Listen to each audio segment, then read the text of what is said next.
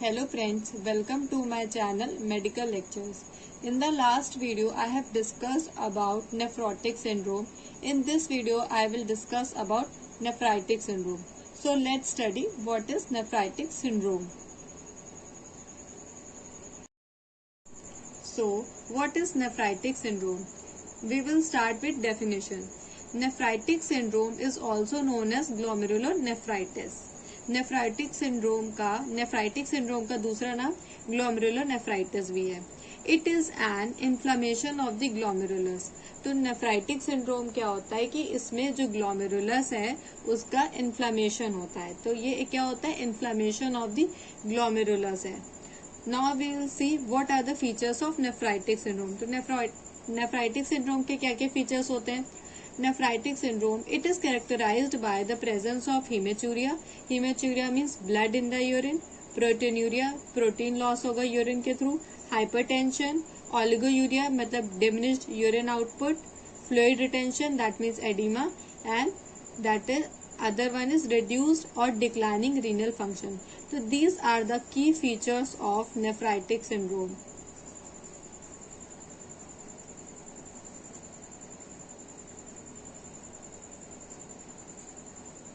सो nephritic syndrome क्या होता है कि जो ग्लोमेरुलस प्रेजेंट होता है किडनीज में, नेफ्रॉन्स में जो ग्लोमेरुलस प्रेजेंट होता है उस ये हमारा नेफ्रॉन है.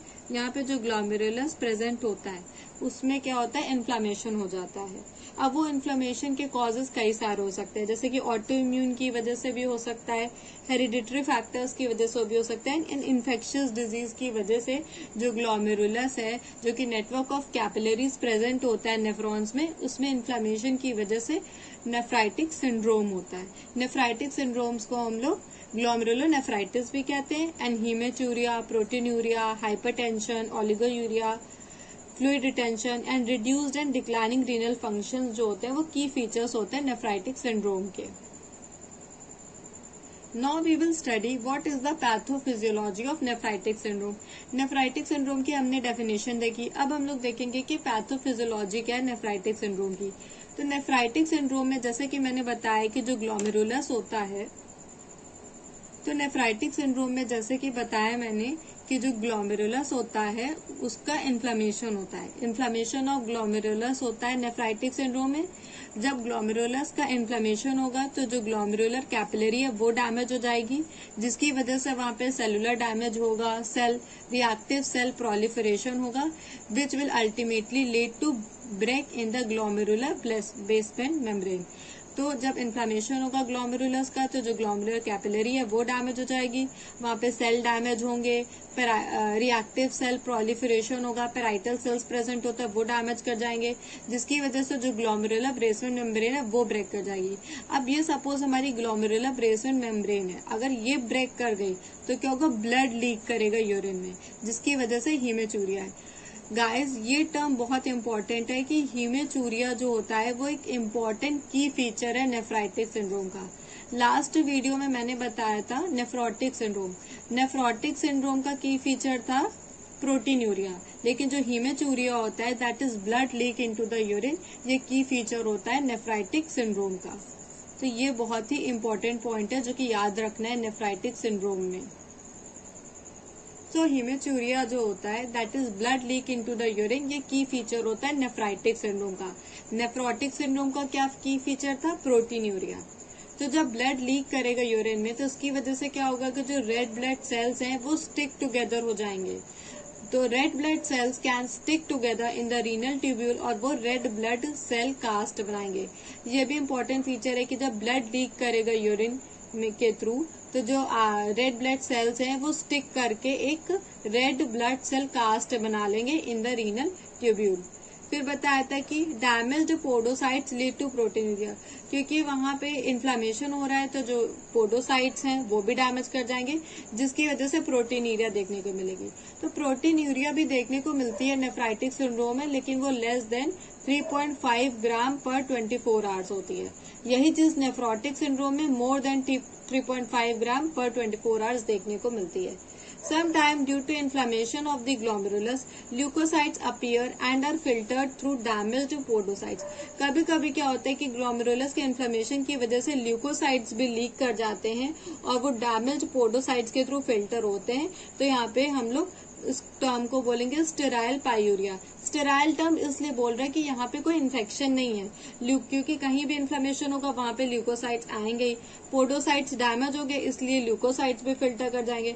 जब ल्यूकोसाइट्स भी फिल्टर करेंगे और वो अपीयर होंगे यूरिन में, तो उस टर्म को हम लोगों ने कहा स्टेराइल पायूरिया। स्टेराइल इसलिए कहा क्योंकि यहाँ पे कोई भी इन्फेक्शन प्रेजेंट नहीं है और ल्यूकोसाइट्स अपीयर हो रहे यूरिन में, इसीलिए टर्म पायूरिया यूज हुआ है। अब जब इन्फ्लेमेशन होता है ग्लोमेरुलस का, तो उसकी वजह से क्या होगा कि वहां पे डैमेज हो रहा है, तो जो ग्लोमेरुलर फिल्ट्रेशन रेट है वो भी डिक्रीज कर जाएगा, जिसकी वजह से oliguria that is decreased urine output,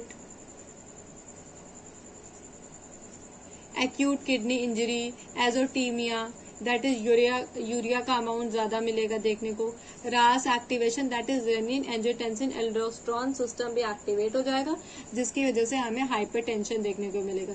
तो ये की फीचर्स जो है वो स्टार्टिंग में मैं बता चुकी हूँ नेफ्राइटिक सिंड्रोम के।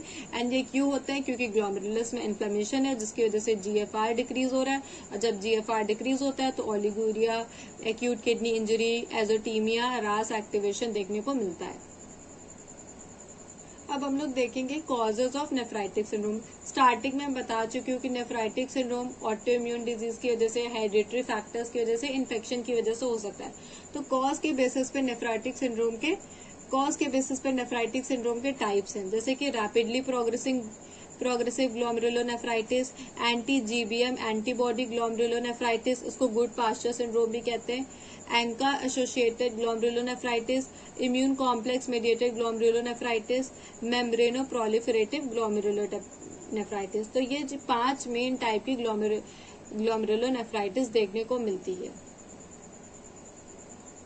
सो फर्स्ट टाइप जो हम लोग पढ़ेंगे ग्लोमेरुलोनेफ्राइटिस का, वो है rapidly progressive glomerulonephritis. Rapidly progressive glomerulonephritis जो होती है वो कॉज्ड होती है bye anti glomerular basement membrane antibodies. इसमें क्या होता है कि जो ग्लोमेरुलर बेसमेंट मेम्ब्रेन है उसके अगेंस्ट एंटीबॉडीज बन जाती हैं। तो anti glomerular basement membrane antibodies की वजह से होता है, एंका ग्लोमेरुलोनेफ्राइटिस की वजह से होता है, जो कि हम लोग आगे पढ़। तो रैपिडली प्रोग्रेसिव ग्लोमेरुलोनेफ्राइटिस में क्या होता है कि ये anti glomerular basement membrane antibodies की वजह से कॉज होता है, एएनसीए ग्लोमेरुलोनेफ्राइटिस की वजह से, इम्यून कॉम्प्लेक्स ग्लोमेरुलोनेफ्राइटिस की वजह से कॉज होता है।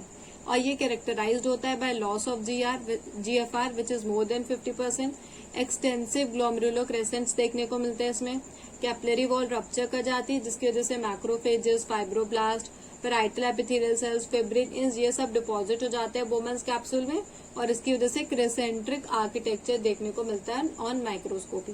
तो ये एक इम्पॉर्टेंट पॉइंट्स हैं जो कि रैपिडली प्रोग्रेसिव ग्लोमेरुलोनेफ्राइटिस में देखने को मिलते हैं। Next type is anti glomerular basement membrane glomerulonephritis, उसको हम लोग गुड पास्चर डिजीज। हाँ, तो anti glomerular basement membrane glomerulonephritis को गुड पास्चर डिजीज भी कहते हैं।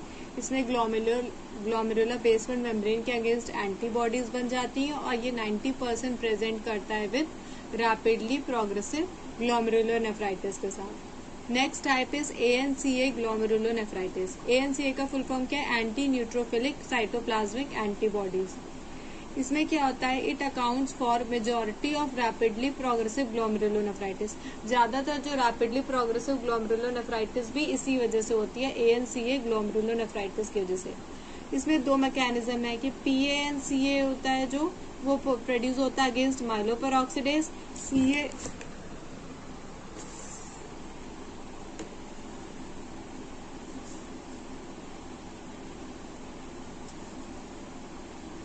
पीएएनसीए जो होता है वो प्रोड्यूस होता है अगेंस्ट माइलोपेरोक्सीडेज, एंड सीएएनसीए जो होता है वो प्रोड्यूस होता है अगेंस्ट न्यूट्रोफिल प्रोटीनेज 3। तो पीएएनसीए जो होता है वो एक्टिवेट करता है न्यूट्रोफिल ग्रेन्यूल्स को, एंड सीएएनसीए जो होता है वो एक्टिवेट करता है लाइसोसोम को। इन दोनों प्रोसेस के एक्टिवेशन की वजह से रीनल वैस्कुलाइटिस हो जाती है। PANCA एंड CANCA जब एक्टिवेट होगा तो इसकी वजह से रीनल वैस्कुलाइटिस हो जाती है।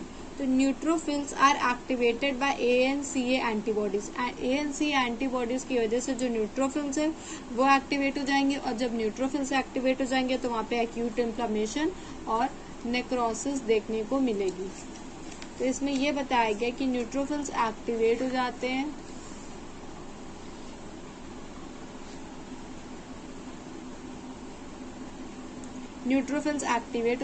ANCA एंटीबॉडीज की वजह से, तो वहां पे एक्यूट इन्फ्लेमेशन नेक्रोसिस देखने को मिलेगा। तो जब एक्यूट इन्फ्लेमेशन नेक्रोसिस होगा तो वहां पे मोनोसाइट्स इन्फिल्ट्रेट कर जाएंगे, जिसकी वजह से chronic inflammation and scarring and fibrosis देखने को मिलेगी। तो ये कुछ इंपॉर्टेंट फीचर्स हैं ANCA ग्लोमेरुलोनेफ्राइटिस के। इसमें कुछ पॉइंट्स याद रखने कि PANCA क्या करता है, CANCA क्या करता है। फिर ये जो होता है, जो ANCA ग्लोमेरुलोनेफ्राइटिस होता है, इसका इम्यूनोफ्लोरेसेंस पे नो इम्यून डिपॉजिट सीन। जब भी इसका इम्यूनोफ्लोरेसेंस किया जाएगा तो कोई भी इम्यून डिपॉजिट इसमें नहीं देखने को मिलेगा। और बाकी इसके यही फीचर्स है कि न्यूट्रोफिल्स एक्टिवेट हो जाएंगे ANCA एंटीबॉडीज की वजह से, क्रॉनिक इन्फ्लेमेशन, स्कारिंग, फाइब्रोसिस देखने को मिलेगी। Next is immune complex glomerulonephritis.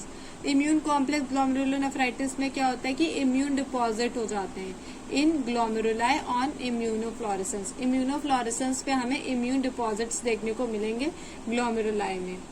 IgA nephropathy की वजह से हो सकता है, पोस्ट स्ट्रेप्टोकोकल की ग्लोमेरुलोनेफ्राइटिस की वजह से हो सकता है, and presence of anti streptococcal antibodies in blood की वजह से हो सकता है। तो इम्यून ग्लोमेरुलोनेफ्राइटिस जो होता है इम्यून कॉम्प्लेक्स, इसमें इम्यून कॉम्प्लेक्स डिपॉजिट हो जाते हैं। ये IgA नेफ्रोपैथी की वजह से हो सकता है, पोस्ट स्ट्रेप्टोकोकल ग्लोमेरुलोनेफ्राइटिस की वजह से हो सकता है, जिसमें जो इम्यून कॉम्प्लेक्सेस होते हैं वो डिपॉजिट हो जाते हैं सब एपिथेलियल में और हार्ड लम्प्स बनाते हैं।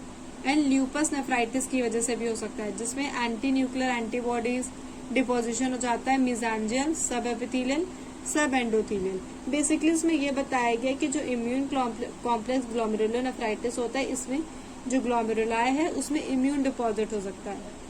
जब इम्यून डिपॉजिट हो जाएगा इन ग्लोमेरुलाई में तो ऑब्वियस सी बात है कि वो डैमेज करेगा। ये किस किस की वजह से हो सकता है, IgA nephropathy, post streptococcal infection के बाद हो सकता है, तो पोस्ट स्ट्रेप्टोकोकल ग्लोमेरुलोनेफ्राइटिस, और एंटी स्ट्रेप्टोकोकल एंटीबॉडीज अगर ब्लड में बन जाए तो उसकी वजह से हो सकता है। And lupus nephritis that is anti nuclear antibodies deposition हो जाता है mesangial, subepithelial and subendothelial में।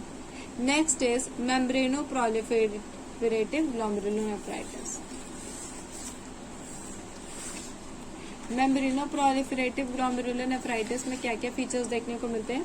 It has features of both nephritic as well as nephrotic syndrome.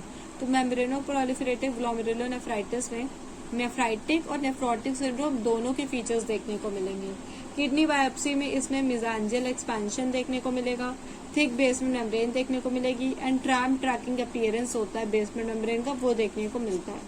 तो ये फीचर्स हो गए मेम्ब्रेनो प्रोलिफेरेटिव ग्लोमेरुलोनेफ्राइटिस। सिंस हमने जितने भी क्लासिफिकेशन थे ग्लोमेरुलोनेफ्राइटिस के वो सब देख लिया, उसके फीचर्स देख लिए, ये सब इम्पोर्टेंट पॉइंट्स है जो कि आपको एग्जाम पॉइंट ऑफ व्यू से एंड ऑब्जेक्टिव में भी पूछे जा सकते हैं, तो वो आपको याद रखने पड़ेंगे। Next is clinical features of the nephritic syndrome. Clinical features में haematuria, oliguria, oedema, elevated blood pressure, और उसमें किडनी फंक्शन भी डिक्लाइन करने लग जाएगा, GFR डिक्रीज करेगा, तो ये सब फीचर्स देखने को मिलेंगे नेफ्राइटिक सिंड्रोम में। अब डायग्नोसिस कैसे करेंगे नेफ्राइटिक सिंड्रोम की? यूरिन सैंपल टेस्ट के थ्रू कर सकते हैं, ब्लड टेस्ट के थ्रू कर सकते हैं, KFT के थ्रू कर सकते हैं, किडनी बायोप्सी के थ्रू। यूरिन सैंपल टेस्ट में हीमेचूरिया ये सब साइंस देखने को मिलेंगे, प्रोटीनूरिया देखने को मिलेगा। ब्लड टेस्ट में वह यूरिया क्रिएटिन का अमाउंट बढ़ा हुआ देखने को मिलेगा। KFT में किडनी फंक्शन टेस्ट में तो GFR डिक्रीज ये सब देखने को मिलेगा। और किडनी बायोप्सी में जो भी ग्लोमेरुलस में पैथोलॉजिकल जो क्रेसेंट फॉर्मेशन है और जो अदर फीचर्स जो मैंने बताए थे वो देखने को मिलेंगे। So friends, this video is all about nephritic syndrome. ये वीडियो जो था ये हमारा नेफ्राइटिक सिंड्रोम के बारे में था, जिसमें हमने नेफ्राइटिक सिंड्रोम की डेफिनेशन पढ़ी, उसके फीचर्स पढ़े, उसके कॉजेस पढ़े, क्लासिफिकेशन पढ़ा, कि डिफरेंट टाइप की ग्लोमेरुलोनेफ्राइटिस कैसे होती हैं, उसमें आपको मेन पॉइंट्स मैंने बता दिए हैं जो आपको एग्जाम पॉइंट ऑफ व्यू से as well as objective question के फॉर्म में भी पूछे जा सकते हैं जो आपको याद रखने पड़ेंगे, एंड फिर क्लिनिकल फीचर्स एंड डायग्नोसिस। तो this is a short video about nephritic syndrome. ये एक इम्पॉर्टेंट टॉपिक है। इससे पहले नेफ्रोटिक सिंड्रोम मैं अपने पहले वाले वीडियो में बता चुकी हूँ। आप चैनल को सब्सक्राइब करिए, आपको वहाँ पे नेफ्रोटिक सिंड्रोम का भी वीडियो मिल जाएगा, एंड ये वीडियो नेफ्राइटिक सिंड्रोम का है। ये बहुत इंपॉर्टेंट टॉपिक्स हैं क्योंकि किडनी सिस्टम में किडनी के बारे में जब हम पढ़ते हैं तो नेफ्राइटिक एंड नेफ्रोटिक सिंड्रोम बहुत इंपॉर्टेंट टॉपिक्स है जो कि एग्जाम पॉइंट ऑफ व्यू से एज वेल एज क्लिनिकली भी हमें आनी चाहिए। So I hope you like my video, and if you like my video please subscribe my channel and tap the bell icon button for further notification of the video. Thank you.